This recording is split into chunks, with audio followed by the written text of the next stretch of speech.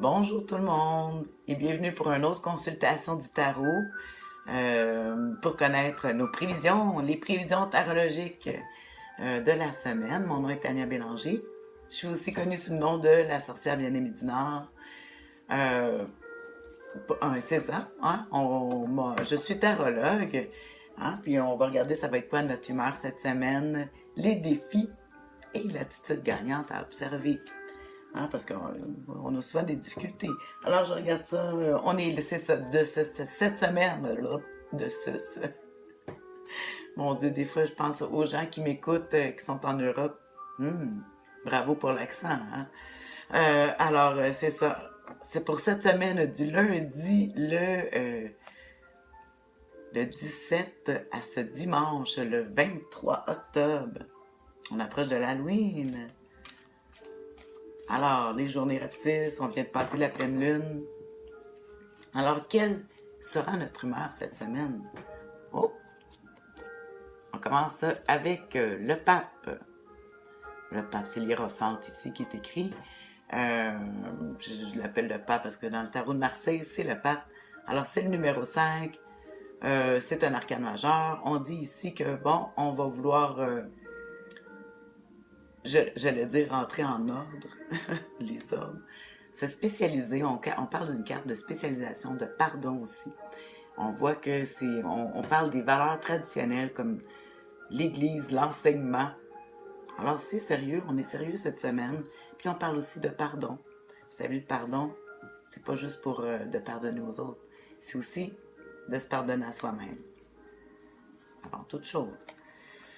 Ensuite, quel sera le défi avec cette allure sérieuse? Oh, la compétition!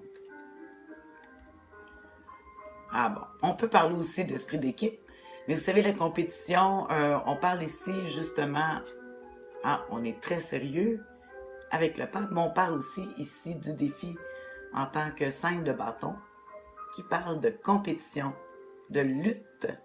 On va lutter cette semaine. Mais vous savez, il faut prendre ça de façon positive. En tout cas, moi-même, c'est un défi. Je me dis que la lutte, c'est de l'entraînement. Hein?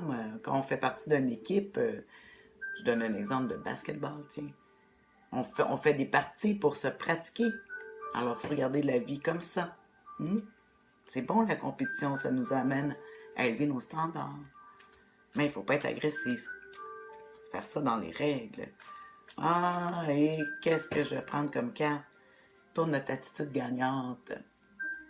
On va être sérieux, la compétition, la lutte. Alors, qu'est-ce qu'il faut faire? Oh là là! Ils disent, avec le 7 d'épée qu'on a ici, mon Dieu. Alors que si ça fait pas, on voit la lutte, c'est bien beau pardonner, mais tout ça, mais si ça marche pas, alors on conseille ici de s'éloigner du trouble. Des fois, c'est la seule solution.